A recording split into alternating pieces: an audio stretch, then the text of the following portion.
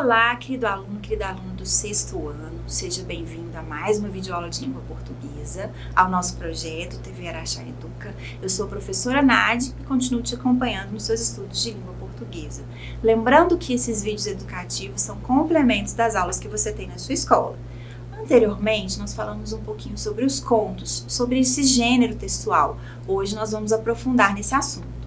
Bom, gênero conto, ele é caracterizado por ser uma narrativa literária curta, tendo começo, meio e fim. São histórias narradas de maneira breve, porém o suficiente para que tenha um sentido completo. Dentro do conto, eu tenho a possibilidade de diferentes tipos de narrador. Quando o narrador participa ativamente na história, eu digo que ele é um narrador personagem. Quando o narrador ele conta a história, mas ele não participa diretamente, eu digo que é um narrador observador. E quando ele não participa da história, mas ele conhece muito bem e passa suas impressões, os seus sentimentos, eu digo que ele é um narrador onisciente. Bom, vamos lá. Os contos podem ser classificados de acordo com o seu tema. A principal classificação que nós temos são contos populares, a principal classificação é de contos populares, contos de fadas, contos fantásticos e contos de terror. Essa classificação varia um pouco de autor para autor. Existe também uma classificação de subgêneros que é mais recente. E aí classifica esses tipos textuais em contos de humor, contos realistas, contos populares, infantis e psicológicos. Na aula de hoje, nós vamos falar um pouquinho sobre os populares, os contos de fadas, os fantásticos e os de terror. Bom, contos de fadas, eu tenho certeza que você já leu algum deles, como por exemplo A Bela e a Fera, A Bela Adormecida, A Branca de Neve e os Sete Anões, A Cinderela, Chapeuzinho Vermelho, João e Maria, Patinho Feio, Gato de Botas, etc. Geralmente esse gênero textual é um dos primeiros que nós temos contato na nossa infância. Eles são caracterizados por serem narrativas curtas e geralmente possuem um elemento mágico. A origem desses contos é da era medieval. Os personagens, lugares e os tempos são determinados historicamente. É muito comum essas histórias iniciarem com Era uma Vez, que é um início bem genérico de tempo. Geralmente eles têm final feliz e até uma moral da história, ou seja, a gente aprende alguma coisa, alguma lição, tem alguma mensagem naquele conto.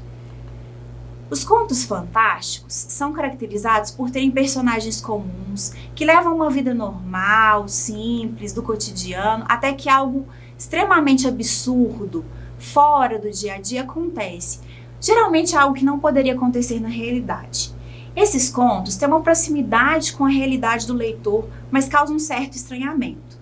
O leitor não fica exatamente com medo, como acontece nos contos de terror. E eu tenho algumas sugestões de leitura para você conhecer melhor esse gênero.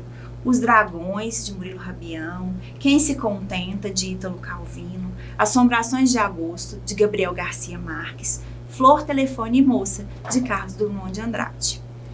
Bom, os contos de terror são um subgênero um pouco mais moderno. Essas histórias incluem elementos sobrenaturais. Os personagens lendários, como vampiros, lobisomens, mortos-vivos, e geralmente causa medo no leitor. Alguns exemplos de contos de terror que eu sugiro que você leia.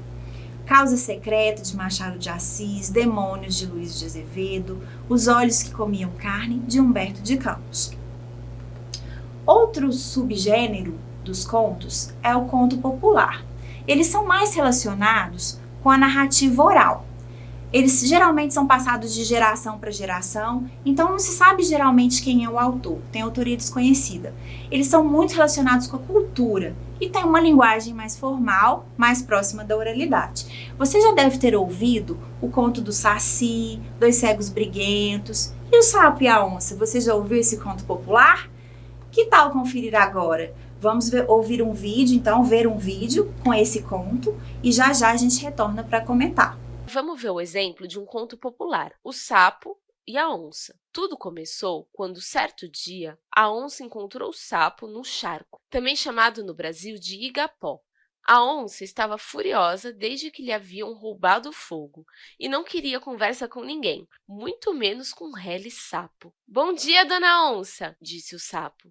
A onça estava com muita raiva, disposta a abocanhar qualquer um que se atravessasse no seu caminho. E só não engoliu o sapo por achá-lo muito asqueroso. "Como ousa dirigir a palavra a mim?", Ser repugnante e desprezível, rosnou ela. Meu amigo, tudo é questão de opinião, respondeu o sapo, fleumaticamente. As sapinhas não me acham nada repugnante e não conheço ninguém que me despreze. Pois eu o desprezo! Por favor, não banque a tola. Se me desprezasse, não estaria aí me ofendendo. Diante disso, a onça ficou ainda mais furiosa. Desprezível sim! Quem olha para você com respeito? Ninguém! Todos me respeitam!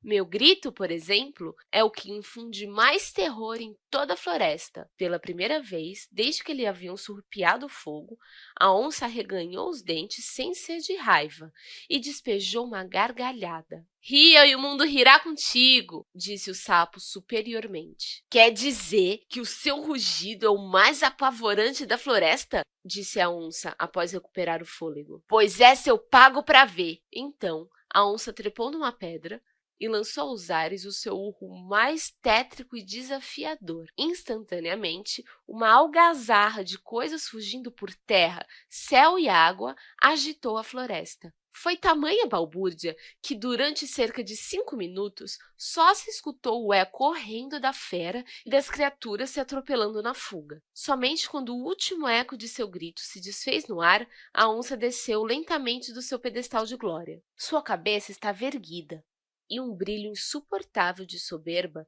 fazia com que suas pupilas amarelas cuspissem faíscas de regozijo. Então, foi a vez do sapo demonstrar o poder da sua voz. Depois que a onça abandonara o seu posto, o sapo galgou num pulo a pedra, encarapitando-se no topo.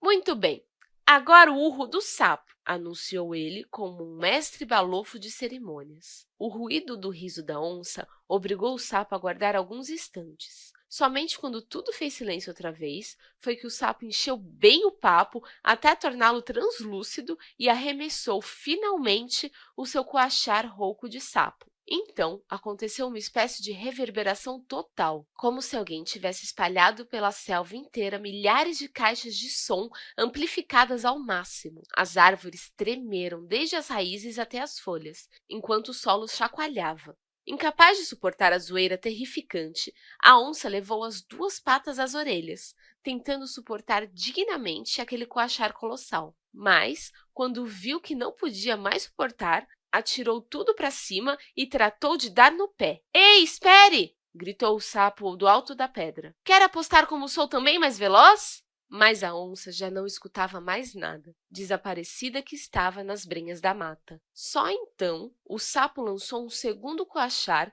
que foi a ordem expressa para cessarem todos os outros, já que, na verdade, não só ele havia gritado, mas todos os outros sapos assemelhados da floresta, tais como as dias, as rãs, as pererecas, os cururus e o restante da valorosa dinastia dos seres coachantes. Nesse conto, os personagens principais são a onça e o sapo, e deu para perceber, pela história, que os dois estão no meio da mata. E o conflito da história é quando os dois vão disputar quem tem o rugido mais amedrontador da floresta. E esse conflito se resolve com o sapo enganando a onça, fazendo ela pensar que aquele coachar tão poderoso era só dele. Para resumir, os contos são histórias muito curtas e surgiram da prática oral de se contar histórias. Dessa prática nasceram os contos populares e também outros subgêneros de contos, por exemplo, os de terror, os contos de fadas, os contos maravilhosos e vários outros tipos. Para entender melhor o conto e qualquer outra história que você leia, é legal perceber sobre quem você está lendo, onde essa história está se passando e também qual é o conflito a ser resolvido. Muito bacana essa história, esse conto popular, não é mesmo? Então, você deve ter percebido que existem personagens principais, a onça e o sapo, que têm características humanas. Tem um espaço definido que é a mata, mas o tempo é indefinido. Tudo começou quando, certo dia, a gente não tem uma marcação exata desse tempo. Existe um conflito, que é a disputa para saber quem tem o rugido mais amedrontador da floresta. Tem características de uma narrativa oral, e também o narrador, ele é observador, ele não participa diretamente, ele só conta os fatos. E tem uma predominância também desse discurso direto, os personagens falando, interagindo entre eles o tempo todo. Muito bacana, não é mesmo? Então esse foi o gênero textual, contos, nós vimos todas as divisões possíveis, as divisões mais recentes e analisamos o conto popular do Sapo e a Onça. Tenho certeza que você gostou. Na próxima nós continuamos em outros assuntos. Até mais!